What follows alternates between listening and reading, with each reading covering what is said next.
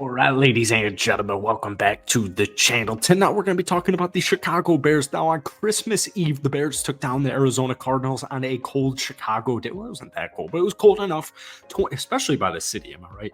27-16, and they're now 6-9. And so we have breaking news. Matt Eberflus, the head coach of the Chicago Bears, this afternoon said there is no decision that has been made about Justin Fields being QB1 next season. I bursted out laughing. Because first things first, Matt Eberflus will not be the head coach of the Chicago Bears next season. Luke Getsy should not be. It's Tuesday, December 26th at the time of this recording. He is still the offensive coordinator. He should not be the offensive coordinator. And, well, just to keep it a buck, I do think Justin Fields should be QB1 for this team next season. Now, win or lose with Justin Fields, everybody is so pessimistic. And a lot of it isn't even Chicago Bears fans. A lot of it, majority of it, is just NFL fans who like Justin Fields or they hate Justin Fields and they have an opinion on it, as we all do. And that's the beautiful thing about sports. It's what it's all about. But the thing is, I want to recenter everybody and I want to just flip the narrative, because the Chicago Bears are in such an intriguing position where you have two top 10 picks. As it stands right now, the Chicago Bears will have the number 1 draft pick in this upcoming draft class. You have another top 10 pick. You have one of the better defenses in the second half in the league with a lot of enticing guys, new additions like Montez Sweat. But you've got guys like Jalen Johnson, my 2 new linebackers, even Javon Dexter we'll talk about at the end of the video. You have a rising, young, hungry defense that is already pretty solid. And we have a really decent run game and a really solid wide receiver game with DJ Moore and Cole Kmet. And still, people are freaking out and people are just getting so pessimistic over it. This is a good thing. GMs want options, and that's exactly what Ryan Poles and the Chicago Bears have right now. So before we get into tonight's video, if you guys enjoy it, be sure to hit that like button, hit that sub button for daily NFL content. Bears fans, if we could try and get this video to 250 likes, that would mean the absolute world to me. So we were ranting about this in our Bears win recap video the other day. And, it was just kind of like the dysfunctionality of this coaching staff. And I think Justin Fields is a phenomenal athlete. And I think everybody would agree Justin Fields is one phenomenal athlete. Like, he just ran for 97 yards. He only ran 9 times. He had that rushing touchdown. He had like a 30-yard rush get called back for just something that didn't even happen, but it doesn't matter. The dysfunctionality of the offensive coordinator group and Luke Getsy, we called him an idiot in our last video, all respect or no disrespect to him. I'm sure he's a cool person. But why on third down, where a first down pretty much, like, you're already in the driver's seat to win the game, but momentum has shifted. Arizona scored a touchdown. They got the 2-point conversion, whatever. It's an 8-point game. It's 3rd and 1. It's 3rd and short. Why am I going Wildcat? Why am I going Wildcat? Why is the ball out of my best offensive player's hands, especially when it comes to short yardage and running the football?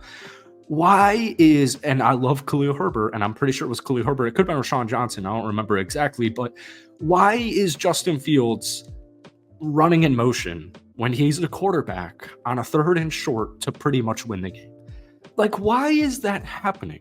And I think even just, if you're a Bears fan, if you've watched Bears football this season, you've seen enough where it's like, all right, I know the potential of Justin Fields. Is he the best pocket passer in the league? No, but we don't need him to be the best pocket passer in the league, right?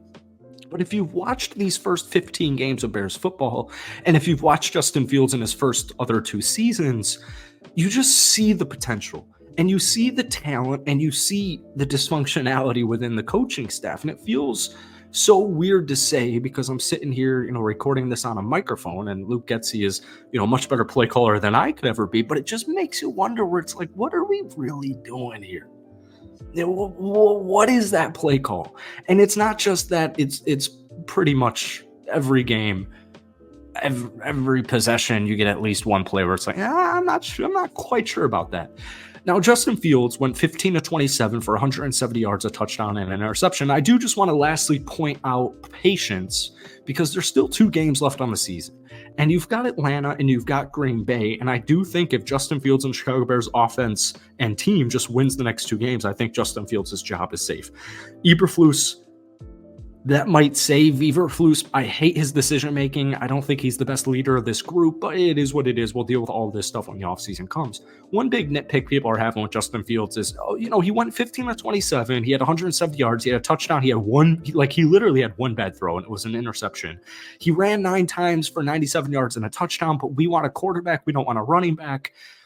Chicago was up 21-7 at halftime. And for a team that ran 39 times and averaged 6.4 yards per carry and had 2 rushing touchdowns, they ran 2 for 250 yards. Why would I throw the football? If every single time I call a run play, it's getting me on average 6.6 yards, why am I going to throw a deep threat to DJ Moore just to boost up Justin Fields' stats? So the point of that rant is stats don't always tell the story. I could pull stats out of my left pocket for why Justin Fields should be the quarterback next season. I can pull stats out of my right pocket that says why he certainly should not be the quarterback next season. So we always go back on this channel to your eyes. We always revert to the eyes.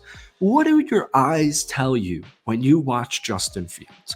My eyes tell me that he should have at least one more season. I don't care. I get it. Football's a business. Sports are a business. You need to make business decisions. It'd be a lot cheaper to move on from Justin Fields, trade him for some draft capital because teams like Atlanta, Pittsburgh, some other teams are going to pop out there that would be interested in him. It's also just funny how that works, how like nobody wants Justin Fields. And then the second the Bears have the first pick, it's like, oh, you know what? Maybe we should trade for Justin Fields. All right, whatever. The point is, stats don't always tell the story. So we revert to the eyes. And with my own 2 eyes, I see a player who deserves another season. And he deserves a more competent offensive coordinator. And then you get the question like, oh, what offensive coordinator's coming on in here? To me, it literally does not matter because Luke Getsy has failed at his job. It's just simple as that. To me, Matt Eberflus has already failed at his job. Harbaugh would be perfect. He would be absolutely money. I'm not going to sit here and talk about offensive coordinators, head coaches, whatever, because we still have 2 games left on the season. But my point is, if you're a Bears watcher, if you're a Bears fan right now, most people see the potential. Now, are the Bears actually going to go in that direction? They're actually going to keep Justin Fields, draft Marvin Harrison Jr. at number 1, Brock Bowers at pick number 8, get a competent center, get a competent offensive coordinator. Who knows? This is all stuff we'll hypothesize. Hypothesize, is that even a word? We'll talk about all this, point is, during the offseason. But we still have 2 games of football.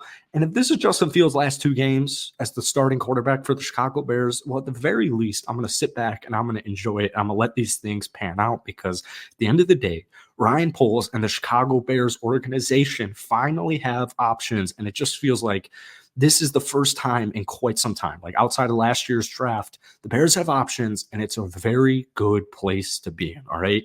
Hit that like button, hit that sub button for daily NFL content. Bears fans, let me know down below, is Justin Fields your starting quarterback for next season?